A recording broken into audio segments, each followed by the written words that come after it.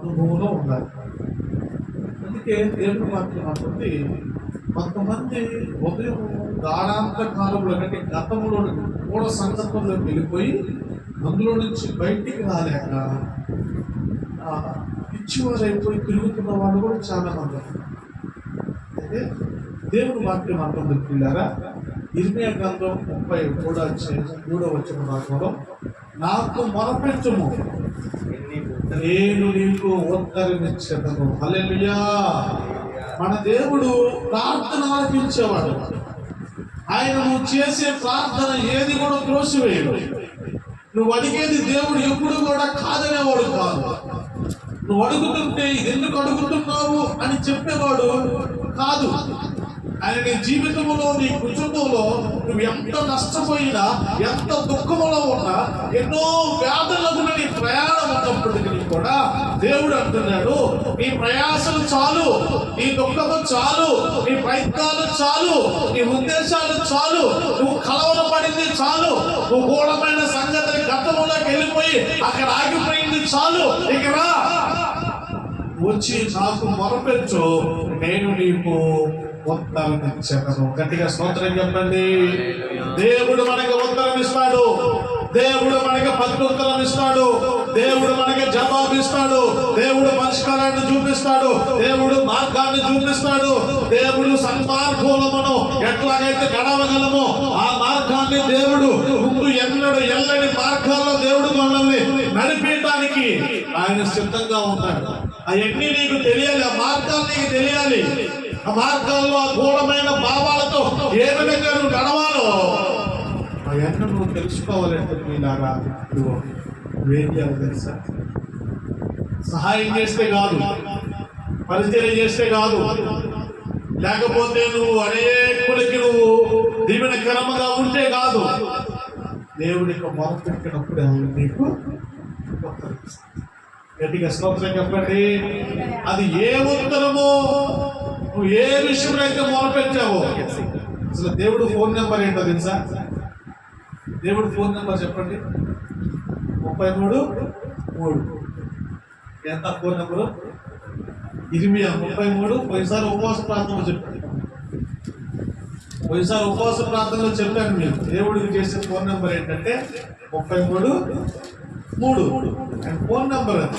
అయితే నీ మార్గాన్ని నువ్వు కనుగొనలేకపోతున్నావు, నీ జీవిత గమ్యాన్ని నువ్వు చేరలేకపోతున్నావు, లేదా నీ జీవితాన్ని ఆయనకి ఇష్టమైన జీవితంగా నువ్వు మలుసుకోలేకపోతున్నావు, లేదంటే ఆయనకి ఇష్టమైన బిడ్డగా. అయితే అనుకున్న విధంగా నువ్వు జీవించడం నీకు ఉంది, అది నేను కాదట్లేదు, దానికి నేను వ్యతిరేకనే కాదు.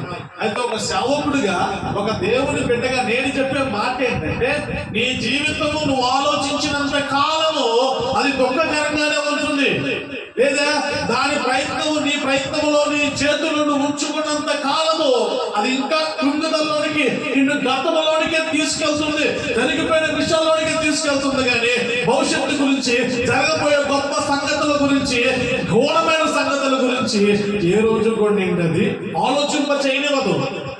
అదే నీ మార్గాన్ని దేవుడికి అప్పు చెప్పుకున్నప్పుడు, ఆయనకు నువ్వు మొదలుపెట్టినప్పుడు ఆయన నీ జీవితంలో ఆయన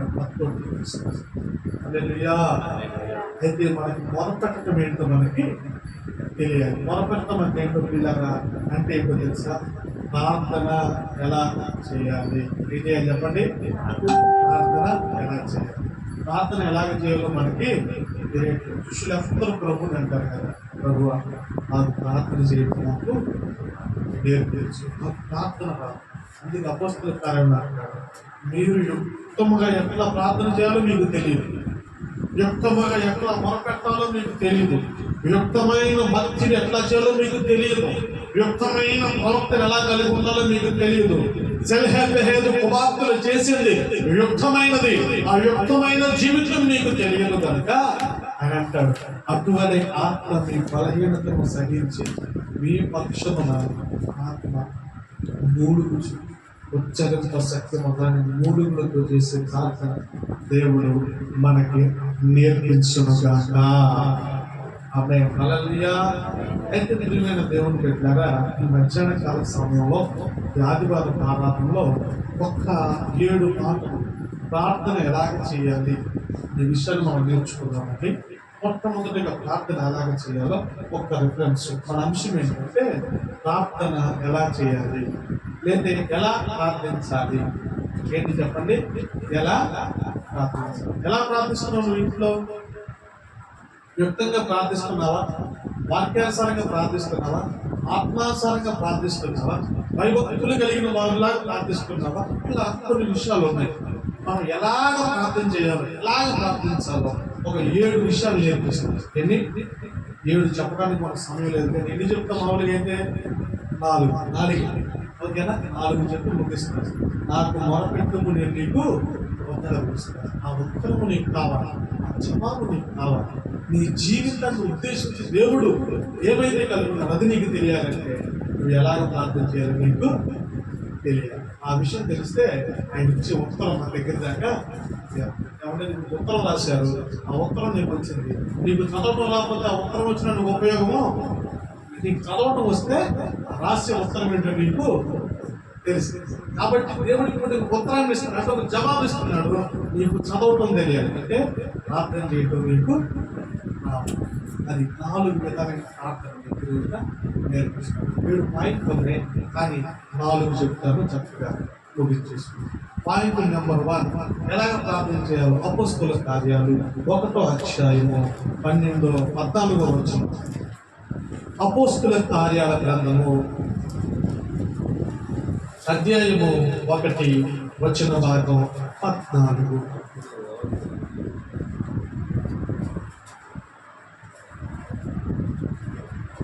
అపోస్తలుల కార్యాల గ్రంథము అధ్యాయం 1 వచన భాగం 14. వీరితో కూడా కొందరు స్త్రీలను, వీరితో కూడిన కొందరు స్త్రీలను యేసు తల్లి అయిన మరియు ఆయన సహోదరులను అద్దెకద్దుగా ఏక మనసుతో ఎడతెగక ప్రార్థన చేయించుండిరి. గట్టిగా స్తోత్రం చెప్పండి, గట్టిగా చెప్పండి. ఫస్ట్ పాయింట్ నెంబర్ 1 ఏంటో తెలుసా? ఏక మనసుతో ప్రార్థన చేయాలి. ఏ ప్రార్థన అండి ఇది? ఏక మనసు. ఈ రోజున సంఘంలో ఏక మనసు లేదు, ఏం లేదు. సంఘం ఎందుకు అభివృద్ధి అవ్వదు? మాట్లాడదు. సంఘానికి ఎందుకు కొంచెం రావట్లేదు? ఎందుకని?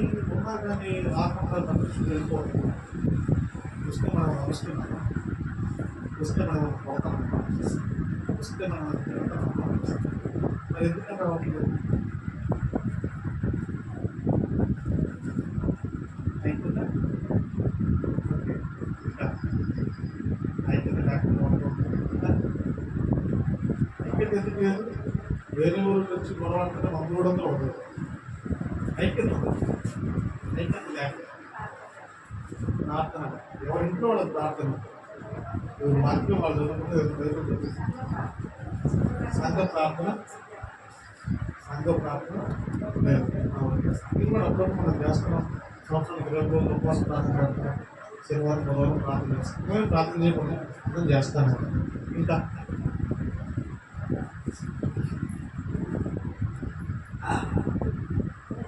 సంఘంలో ఏక మనసు,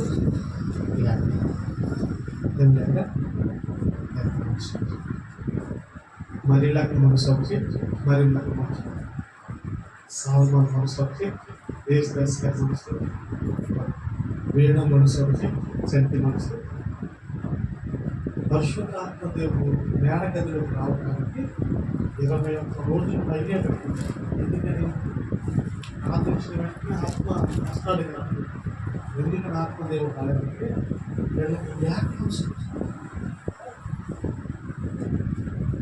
పెద్ద సంఘాలన్నీ బాగా డెవలప్ అవడానికి కారణం ఏంటంటే సార్, వాళ్ళందరూ ఏక మనసు.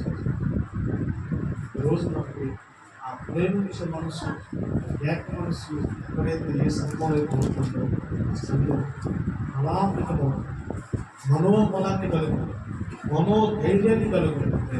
అనేకులు బలపరిచేదిగా గట్టిగా స్తోత్రం చెప్పండి. హల్లెలూయా చెప్పండి. ఏం లేదు, ఏక మనసు లేకపోతే సంఘంలో ఎంతలున్నా కానీ దేవుడు మళ్ళా వాళ్ళంతా కలిగేసి ఏక మనసు దేవుడు తీసుకొచ్చి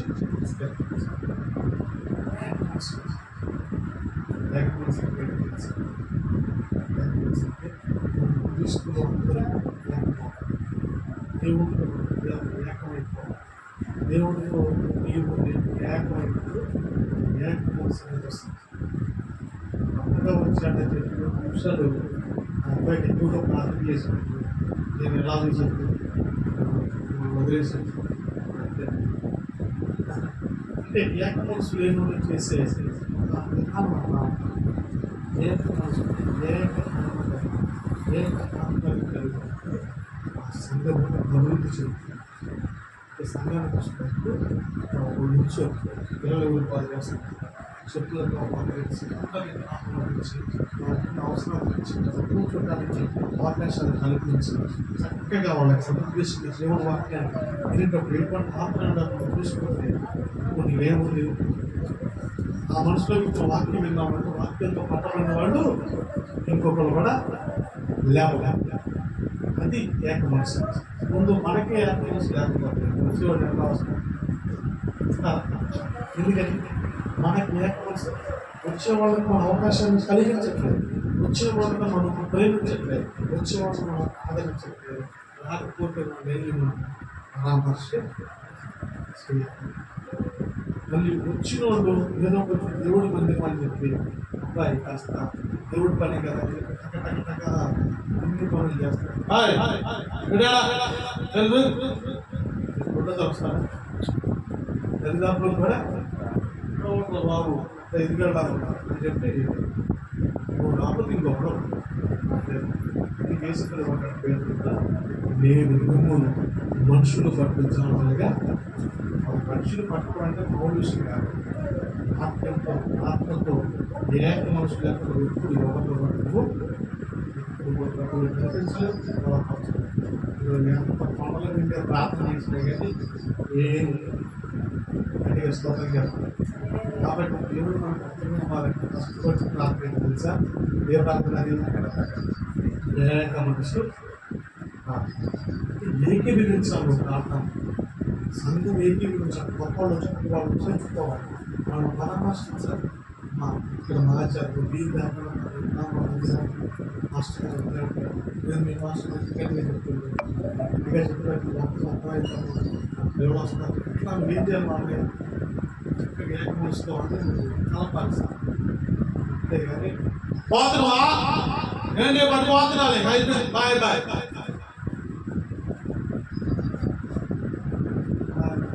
గట్టిగా స్తోత్రం చేస్తారు. ఎలా ప్రార్థించాలి? మనం ఎలా ప్రార్థించాలి? మన సంఘంలో ఏక మనసుతో సంఘానికి వచ్చే వాళ్ళు మనం ప్రార్థన చేస్తే వాళ్ళు లేకపోయినా కానీ వాళ్ళు ఏమంటారు, వాళ్ళు పాలు లేకపోయినా వాళ్ళు ఏమంటారు, లేదా వాళ్ళు వస్తున్నాగా వాళ్ళకి తెలియదు. వాళ్ళు మనం ఏం చేయాలి? బాగా పిల్లలు తిరుగుతున్నారు, వాళ్ళకి తెలియదు ఏం చేయాలి. మనం ఎప్పుడు చెప్పాలి? ఇప్పుడే చెప్పాలి. అంతేనా? తర్వాత వాళ్ళ కూడా పాపం నువ్వు నా బిడ్డలు కదా మాస్టర్ గారు 10 నిమిషాలు ఏం లేదు. కాబట్టి వీళ్ళ విషయాన్ని మీ కుటుంబంలో కానీ ఇంట్లో సమూహంలో ఏ ప్రార్థన ఎప్పుడైతే చేస్తారో దేవుడు ఉత్తరం, దేవుడు జవాబు మీ దగ్గర, దేవుడు వాళ్ళు ఏక మనుషులతో చేసేంత వరకు దేవుడి ఆత్మ వాళ్ళ దగ్గరికి దేవుడు రాదు. ఏకాత్మ లేకపోతే ఏపీలు నచ్చకపోతే ఆరాధనలో అందరూ ఆరాధన పనులేమంటున్నారు చేసుకుని అంటే మేమందరూ ఏకీభవించకపోతే ఎలా ఉంటుంది అంటే మాట్లాడేటప్పుడు బయట తిరిగేటప్పుడు ఎంతైనా చేస్తాం. అందులో కొంచెం ఆరాధించేది కనీసం 10 నిమిషాలు 2 నిమిషాలు లేచి నిల్చుకునేప్పటికీ మనం దేవుడిని జీవించలేదు. ఒక్క 2 నిమిషాలు అట్లా వేసి ఇవేం చేయకపోయింది అంటే అదొక సరెండర్ దేవుడికి పంపబడింది. ఏకమైన సంఘం అంతా అలా కనబడినప్పుడు దేవుని ఆత్మ మానవానికి గట్టిగా స్తోత్రం చెప్పండి. కాబట్టి మనం ఎలా ప్రార్థన చేయాలి? ఫస్ట్ పాయింట్ నెంబర్ 2 అదే అపోస్తలుల కార్యాలు 2వ అధ్యాయము 42వ వాక్యం. అపోస్తలుల బోధయందును అపోస్తలుల బోధయందును సహవాసమందును రొట్టె విరుచుట యందును అద్దుగదు ప్రార్థన చేయుట యందు ఎడా తెగక ఉండేది. గట్టిగా స్తోత్రం చెప్పండి. రెండోదిగా ఎడా తెగని ప్రార్థన. ఏ ప్రార్థన అండి? ఎడా తెగని ప్రార్థన. ఎప్పుడు నువ్వు ప్రార్థనాత్మతో ఉండాలి. ఎప్పుడు ప్రార్థనాత్మతో ఉండాలంటే నీళ్లు పోసుకుంటున్న స్తోత్రం, అన్నం తింటున్న స్తోత్రం, పొలం వెళ్తున్న స్తోత్రం, తిరుగుతగా చేసేది ప్రార్థనాత్మక. బయటికి చెప్పాల్సిన పని లేదు. నీ హృదయం ఎప్పుడు కూడా దేవుడికి పెడుతూ ఉండాలి. ఓకేనా? పనిలో ఉన్నప్పుడు, పాటలో ఉన్నప్పుడు, పని చేసుకుంటున్న ఈ తలంపులంతా జ్ఞాపకాల్లో ప్రభు కొలువై ఉండాలి. ప్రభుని మనం స్మరించుకుంటూ ఉండాలి. ఆయన శ్రమ చూస్తూ ఉండాలి. ఆయన స్థుతిస్తూ, ఆయన గణపరుస్తూ ఉంటున్నప్పుడు ఇలాంటి అపోస్తలుల బోధ యందును సహవాసమందును రొట్టె విరుచుట యందును ప్రార్థన యందును వారు ఎలా తెగక సంఘం అంటే అది ఎలా పోయిన ఆదివారం నుంచి ఆదివారం వరకు కనీసం దినములకు 3 సార్లు ప్రార్థన చేసి ఉంచారు. రోజుకి ఒకసారి సరే. కొన్ని ఆదివారం నుంచి ఆదివారం వరకు 3 పూటలు తిన్నోళ్ళు ఎవరు చేస్తారు?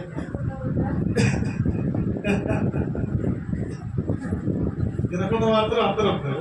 ప్రార్థన మాత్రం ఎలా అంటే మనకు కనీసం భోజనం చేసేటప్పుడు, టిఫిన్ చేసేటప్పుడు ప్రార్థన చేసి గణతగా ప్రార్థన అయిపోతుంది. కనీసం భోజనం చేసుకునేటప్పుడు చాలా నాతో పాటు లక్ష్మీపూర్ణ అబ్బాయి మార్కెట్ వెళ్ళి భోజనం చేస్తాం. ఇలాగ మనకు సృష్టికి తింటున్నాం. బిజీగా ఉంది. నాకు సిగ్గు లేదంటే మనం ప్రార్థన చేసుకోవాలి. మా మాట మనకు సిగ్గుపడు అక్కడే చేయకుండా ప్రార్థన చేస్తాం. కూడా ప్రార్థన చేసుకొని ప్రార్థన చేయడం తిన్నాం. ప్రార్థన చేసుకోవచ్చు. చేలో ప్రార్థన చేసుకోవాలంటే ఉంటారు. ప్రార్థన చేసుకుంటారు. ప్రార్థన సహవాసం రొట్టె విరుచుట లేదా బోధ యందు వాక్యం ఎప్పుడు కూడా గణతకుండా వాక్యం గణతకుండా ప్రార్థన చేయాలి. ఇంటిలో మందిలో అన్ని విషయాల్లో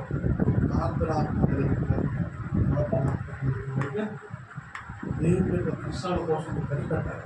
ఆయన యొక్క జవాబు కోసం ప్రతిదినం ఇది యథార్థంగా చేసే. ఈరోజు చాలామంది ప్రార్థన జీవితం లేదండి. భక్తి జీవితం ఉంది కానీ ప్రార్థన జీవితం, ఆత్మీయ జీవితం ఉంది కానీ ప్రతిష్ఠితమైన జీవితం ఉంటే ఆత్మ కలిగిన జీవితము, ఆత్మ కలిగిన జీవితం ఉంటే అన్య భాషలో కలిగిన జీవితము చాలా లోపించిపోతుంది సార్. ఎందుకంటే మధ్యాహ్న కాలం దేవుడి సేవలు ఇది ఎలా ప్రార్థన చేయాలి? కాకుండా సిద్ధపడకు పనుల దగ్గర నువ్వు చూసినప్పుడు వాళ్ళ నువ్వు మారుతూ ఇలాగే ఉంది. ఈ ప్రార్థన కనీసం నీకు పాటు బైబుల్ అయితే కనీసం ప్రార్థన కలుపుతుంది. నడుచుకుని కలుపున నువ్వు ప్రార్థన చేసుకుంటావు. ప్రార్థన దేవుడు గట్టిగా స్తోత్రం చెప్పండి. రెండోది ఎలా ప్రార్థన చేయాలి? ఫస్ట్ ప్రార్థన ఏంటిది? ఏక మనసు. రెండో ప్రార్థన ఏంటిది?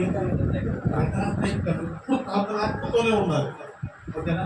అప్పుడు నీ మొహరంగం మారిపోతే, భక్తి మారిపోతే, అన్నీ మారిపోతాయి. గణాలు తెక్కకుండా మనం మాట్లాడుతాం. గణాలు తెక్కకుండా అన్ని విషయాలు మునిపించుకుంటాం.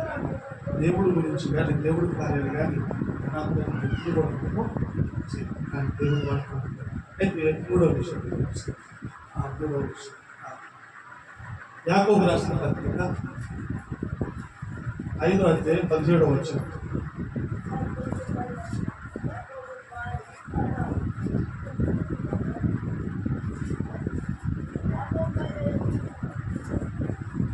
యాకోబు రాసిన పత్రిక 5వ అధ్యాయము 17వ వచనం. ఏలియా మన వంటి స్వభావం గల మనుషుడే, మరువంటి స్వభావము కలిగిన మనుషుడే వర్షము కురియుకున్నట్లు అతడు ఆసక్తితో ప్రార్థన చేయగా 3.5 సంవత్సరముల వరకు భూమి మీద వర్షింపలేదు. గట్టిగా స్తోత్రం చెప్పండి, గట్టిగా చెప్పండి. ఏలియా మీలాంటి మనుషుడే. ఏలియా కూడా మానవ స్వభావం కలిగిన వాడే. అతడు ఆసక్తి కలిగి ప్రార్థన చేసినప్పుడు 3.5 సంవత్సరాలు వర్షము కురియకుండా ఆగిపోయింది. వర్షాన్ని ఆపు ప్రభువా, నీ శక్తి అంటే ప్రజలకు తెలియాలి. వర్షం కురిపించేది నీవేనని, అద్భుతాలు చేసేది నీవేనని, మహాకార్యాలు చేసేది నీవేనని ప్రజలందరూ తెలుసుకున్నట్లుగా నాయనా నీ కార్యాలు జరిగించమని ఆసక్తితో ప్రార్థన చేస్తే వర్షాన్ని ఆపించాడు ఆయన ప్రార్థన. ఈరోజు మన ప్రార్థన ఆ ప్లాస్టిక్ బాటిల్ పైకి లేకుండా వేసిందా? అక్కడ కూర్చొని 3 రోజులు టైం వేసినామో పైకి వేసిందా? అక్కడతో ఆసక్తి కలిగి ప్రార్థన చేస్తే మొన్న మాస్టర్ గారు ప్రార్థన చేస్తున్నాడు, యేసయ్యా ఈ వాతావరణం అంతా నీ కంట్రోల్లోకి వచ్చును గాక, నీ చేతుల్లోకి వచ్చును గాక, కంట్రోల్ చేయదువు గాక. వాతావరణం ఎప్పుడు దేవుడి కంట్రోల్లోనే ఉండదు. ఆయన కంట్రోల్ లేకపోతే దేవుడు ఉండవు. ఈరోజు ఏదో నువ్వు అరగంట ముందు స్టేజ్ కంట్రోల్లో తీసుకో అంటే అప్పుడు తీసుకుంటావా? సరిగా నువ్వు ప్రార్థన చేయనప్పుడు ఎవరి కంట్రోల్లో ఉంది? నువ్వు పుట్టినప్పుడు ఎవరి కంట్రోల్లో ఉంది? నీ తాత పుట్టినప్పుడు ఎవరి కంట్రోల్లో ఉంది? అసలు నువ్వు తల్లి గర్భంలో పడినప్పుడు ఆకాశం భూమి ఎవరి కంట్రోల్లో ఉంది? ఆ విషయం తెలియాలి మనకి. ఇప్పుడు వచ్చేసి నుంచొని యేసు నామములో నీ కరెంటు నీ స్వాధీనంలో, దేవుడు స్వాధీనంలో ఎప్పుడు ఉంది. పెట్టింది ఒక మైండ్, నువ్వు పెట్టింది ఒక ఫోటో, దానికేమో నీ చేతుల్లో తీసుకో, నువ్వు చెప్తే తీసుకుంటాడు కదా. ఆయనకి ఏం లేదు కదా, నీ ప్రార్థన ఎంత పని బాబు. ఆ శక్తి కలిసి ప్రార్థన చేయడం అంటే 3.5 సంవత్సరాలు వర్షం కురవకూడదు ప్రభు అని దేవుడితో ఎంత స్నేహితుడండి, ఎంత బౌండింగ్ ఉంది. ఈయన మాట దేవుడు ఇది వర్షం కురవకుండా వర్షం ఆపాడు అంతే.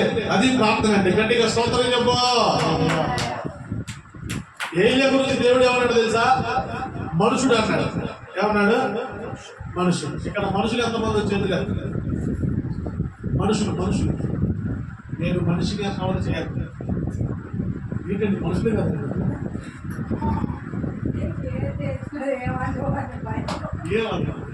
ఎంత చేతులేదు పర్లేదు. నేను మనిషి అన్నవాడు చేతులేదు. మనుషులే. నేను చెప్తున్నాను, నేను మనిషిని కాదు. మీరందరూ మనుషులే. దేవుడు మనుషుడు అంటే బైబిల్లో ఇద్దరు అన్నాడు. ఎవరెవరు తెలుసా? ఒకటి ఏలియా అన్నాడు, రెండవదిగా యెహోషువ అన్నాడు. అంతే. వాడిద్దరు తప్ప దేవుడు భూమి మీద ఎవరిని మనుషుడు అనలేదు. ఏమన్నాడు? వాళ్ళిద్దరే మనుషులని దేవుడు అన్నాడు. మనుషులు ఎవరు అనుకోలేదు.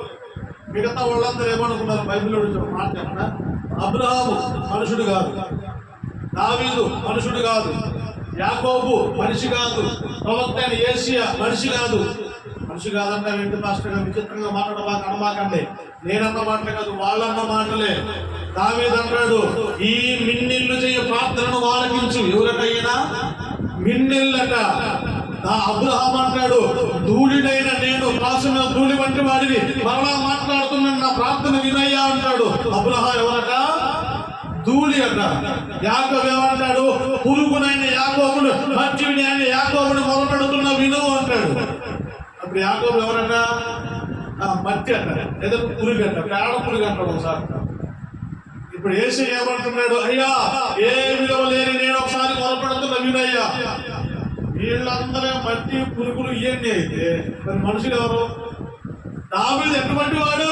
గొలియాతును చంపిన వాడు, సింహాన్ని జయించిన వాడు, ఆ కోడెల దగ్గర నుంచి గొర్రె పిల్లలను కాపాడిన వాడు. అతను ఏమంటున్నాడు తెలుసా?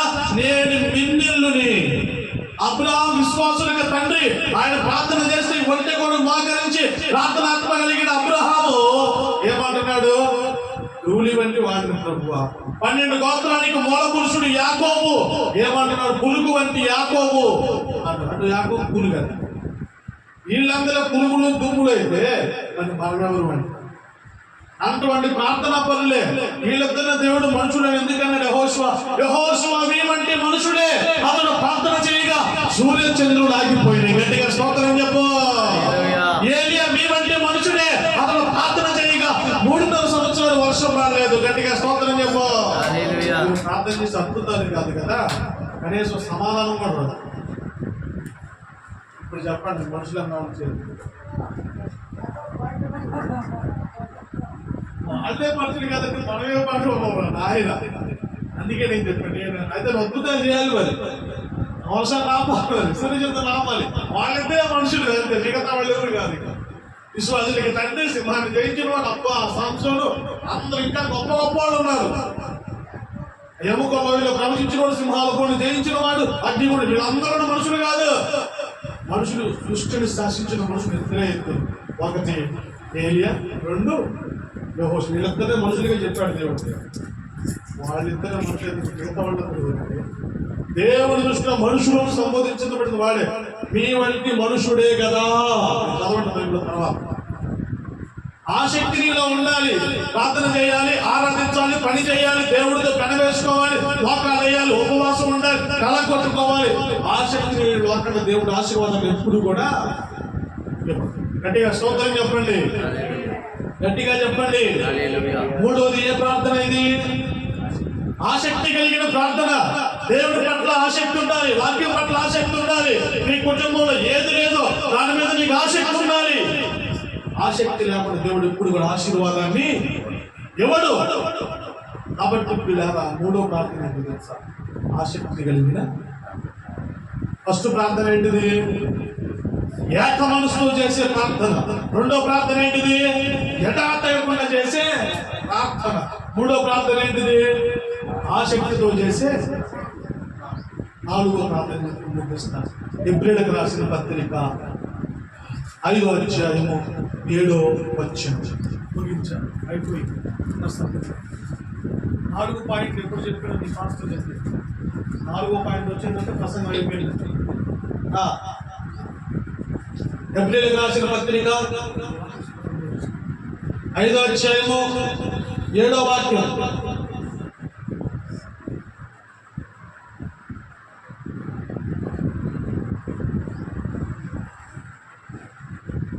హెబ్రీయులకు రాసిన పత్రిక 5వ అధ్యాయము 7వ వాక్యం.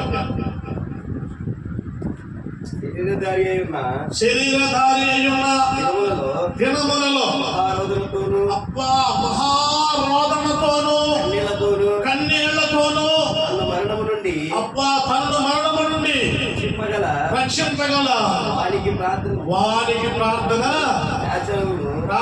యాచనలు సమర్పించి భయభక్తులు కలిగి ఉన్నందున ఆయన అంగీకరింపబడెను. గట్టిగా స్తోత్రం చెప్పండి, గట్టిగా చెప్పండి, చేతులు ఎత్తి చెప్పండి అందరూ. హల్లెలూయా, హల్లెలూయా. ఇక్కడ దేవుడి వాక్యం ఏమంటుందో తెలుసా?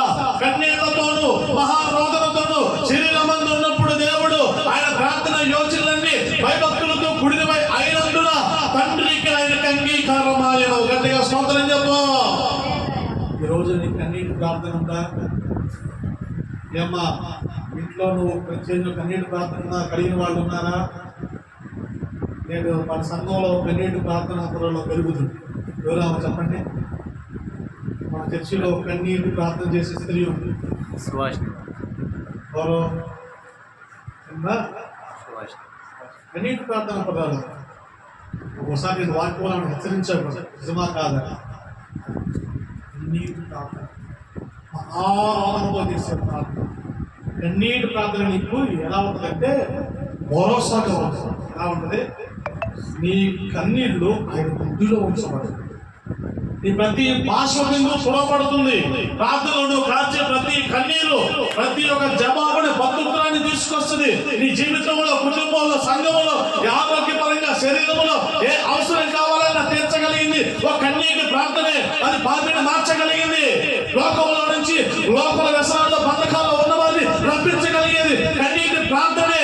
కన్నీటి పర్యాంతరము ఆయన శరీరంలో ఉన్నప్పుడు మహారోదనతో ప్రార్థన చేశాడు. ఈ రోజున కన్నీటి ప్రార్థన లేదు. అలిసే మనసు ఉంది, కొనవాడే శక్తి ఉంది, పని చేసే శక్తి ఉంది, సంపాదనకి టైం ఉంది.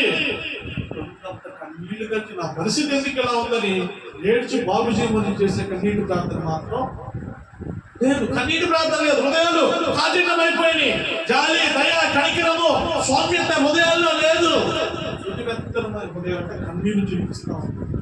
కన్నీటి ప్రార్థన మామూలుగానికన్నా ఎప్పుడు పువ్వలే ఎప్పుడు అని మూడుగుతా ఉండాలి. పువ్వ కళ్ళ నిండా ఎప్పుడు నీళ్ళు ఉంటాయట. అందుకే ఇక్కడ పువ్వలే నేను ప్రార్థన చేసుకుంటాను. ఈరోజు కన్నీటి ప్రార్థన లేదు. ఎలా ప్రార్థన చేయాలి అంటే ఇదిగో మొట్టమొదటిగా నువ్వు ఏక మనసుతో చేయాలి.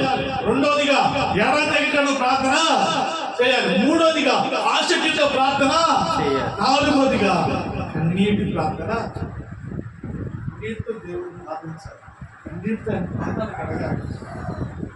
కన్నీటితో కొన్ని సందర్భాలకు బలి ఏడుస్తాం. లేదు భర్త వచ్చినా తీసుకున్నా ఇంట్లో ఏదైనా అప్పుడు వచ్చే దుఃఖం కాదు. ఇంకా దుఃఖాలు చాలా రకాలు. మనుషులు కోల్పోయినప్పుడు వచ్చే దుఃఖం, లేదా అవమానంలో వచ్చే దుఃఖం, నిందలో వచ్చే దుఃఖం, లేదా బైబుల్లో ఒకే ఒక దుఃఖం ఏంటి తెలుసా? దేవత చిత్తానుసరమైన దుఃఖం. మారు మనుషులు కన్నీళ్ళు దేవుడి కోరులో కన్నీళ్ళు కాదు. నువ్వు ఏం చేస్తావు? నీకు మరోసారి మరోసారి చెప్పి నేనున్నాను, భయపడద్దు, కన్నీళ్లు పెడవద్దు, నీ కన్నీళ్లు తుడుస్తాను, నేను నీకు తోడుగా ఉన్నాను. గట్టిగా స్తోత్రం చెప్పండి. అయితే కొంత విషయం చెప్తున్నాను. మీరు ఎప్పుడైనా కానీ కన్నీటి ప్రార్థన కలిగి ఉంటే మీ ముందే భరోసా ఒక చిన్న ఉదాహరణ చెప్పి నిలుస్తుంది. మీకు అర్థం భయం కలిగిన వ్యక్తి ఉన్నారు. ఆ వ్యక్తికి శ్మశానం దాటుకోవడం చాలా భయం. కార్యాలయంలో సమాధులు వచ్చింది. రాత్రి అయిపోయింది. చాలా భయపడి అప్రదించారు. ఇంకొక వ్యక్తి వస్తుంది. ఆ వ్యక్తికి కూడా సమాధులు అంటే వీటికంటే రెండింతల భయం. వాడు వస్తా సమాధి మనుషులు భయం లేదు అనుకుంటున్నాడు. వచ్చేవాడు రెండింతల భయం కలిగింది. ఒకంత భయం కలిగిన వాడు అందువల్ల ఇంకొకటి వచ్చాడు. నాకు దేవుని చెప్పి ఇద్దరు కలిగిన సమాధిని దాటేస్తాడు. ఇందులో ఏముంది? ఒకరికి భరోసా. ఎందుకని అంటే భరోసా మీరు ఎప్పుడు కూడా మీరేం చేయాల్సిన పని లేదు. ఆస్తి ఇవ్వాల్సిన పని లేదు, అంతస్తు ఇవ్వాల్సిన పని లేదు. నేనున్నాను మాస్టర్, నేనున్నానయ్యా. భరోసా కలిగించినప్పుడు మనకి అంత బలం వస్తుందంటే ఉత్సాహంతో చెప్పేస్తారు. ఒక పెద్ద మనిషి పెద్ద ఆయన ఒక పల్లెటూరు కూడా కారు వేసుకొని వెళ్తున్నాడు. ఆటో వేసుకొని వెళ్తుంటే కారు కొంచెం పల్లెటూరులో సిమెంట్ రోడ్డు కనుక మట్టి రోడ్లు కనుక ఎడం పక్క కారు టైరు కొత్తలో దిగిపోయింది. కారు ఎంత లాగినా కానీ రావట్లేదు. మా బాధపడితే కారులో పెద్ద మనిషి దిగాడు. ఇల్లు చుట్టుపక్కల చూశాక పీస్ లాగా చీకటి పడిపోతుంది. 7 చీకటి పడుతుంది. చేలో నుంచి ఒక రైతు వస్తున్నారు. ఆ రైతుని చూసి కొంచెం ఊళ్ళో ఊరు చివరి కట్టిన కారులో ఒక్కడే ఉన్న రైతు వస్తున్నారు. ఆ రైతు ఏంటయ్యా ఏమైంది? కారు కొంచెం కారు బయటకు లాగా సహాయం చేస్తున్నాను.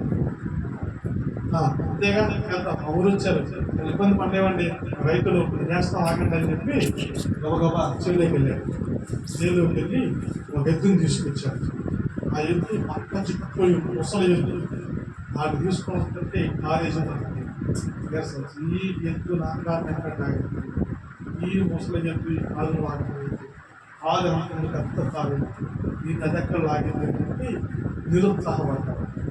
వచ్చి పక్క తీసేసి పక్కనేసి తాళ్ళు తీసి ఇంజిన్ కింద కట్టేసి వచ్చి వెనకమాలకు వచ్చి కార్ దగ్గర వెనకమాలకండి ఏదో నీరసంగా ఏం లాగింది ఇది, నువ్వు నేను అక్కడ ఏం లాగింది కార్ని అని చెప్పి నీరసంగా ఉండి నేను అనుమానకి వెళ్ళి సుబ్బారావు, మాణిక్యరావు, ఎలమందరావు ఆగిండ్రా, తినడానికి అయితే గుమ్మాలు తింటారు, కార్లు అక్కడే భయపడుతున్నారు ఏంద్రా, లాగండి ఏంది ఎక్కువ ఎవరున్నారు ఇక్కడ, ముసలెత్తు మీరు తప్పుడు ఎవరున్నారు అంటారు, లాగండ్రా తింటారు బాగా లాగలేదురా అని చెప్పి నెట్టాడు అంటారు. ఈ ఎద్దు అనుకుని ఎంతమంది నా పక్కన అనుకుని మొత్తం ఒక్క దెబ్బలు లాగేసి లాగి తీసి అవతల పడేసాడు. ఇదేంటి అంటే దేవుడేస్తారు. నా ముసలి గుడ్డిది, నా ముసలి పక్క చెప్పాడు కళ్ళు రంగు. అందుకని దాన్ని కారు కట్టేసినప్పుడు అరే సుబ్బారావు, అరే మాణిక్యరావు, అరే ఎలమందరావు అన్న, అది గుడ్డిది కనపడదు కాబట్టి అమ్మ ఇంత మంది నా పక్కన నేను లాగేస్తా, ఈ కారు నాకెంత పడి అనుకోని దెబ్బకు లాగేసి. కానీ ఎవరున్నారు అక్కడ? ఒకటే. అంటే ఏంటి దీనికి భరోసా. గట్టిగా స్తోత్రం చెప్పు, గట్టిగా చెప్పు. ప్రార్థన చేసినప్పుడు దేవుని దూతలు నీ పక్షానే ఉంటాయి.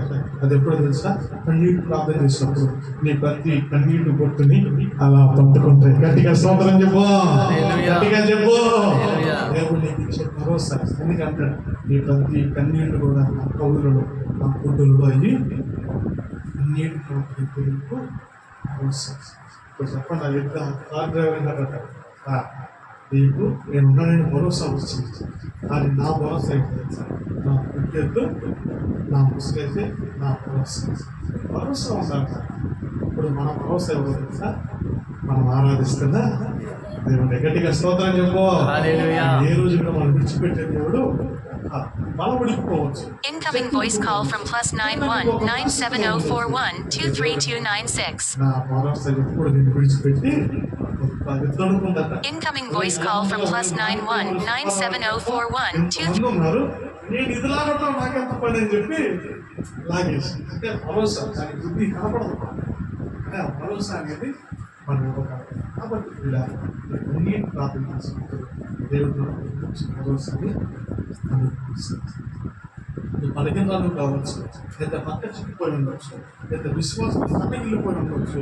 నాకు ఏం చేత కాదు పాస్టర్ గారు, లేదా ఏం చేయలేను అనుకోవచ్చు. అది నాలుగు ప్రార్థన వచ్చి నాలుగు ప్రార్థన ఎలా ఇచ్చారో నీకు తెలిసి దేవుడు ఆయన మంచి భరోసా ఇచ్చి నమ్మకాన్ని కలిగించే చిగురింపు చేసే ఈ అవసరాలన్నీ తీర్చి చక్కగా కట్టగలిగిన వాడు. ఒకసారి ప్రార్థన చేద్దాం. ఈరోజు నీకు ఏ భరోసా కాదు దేవుని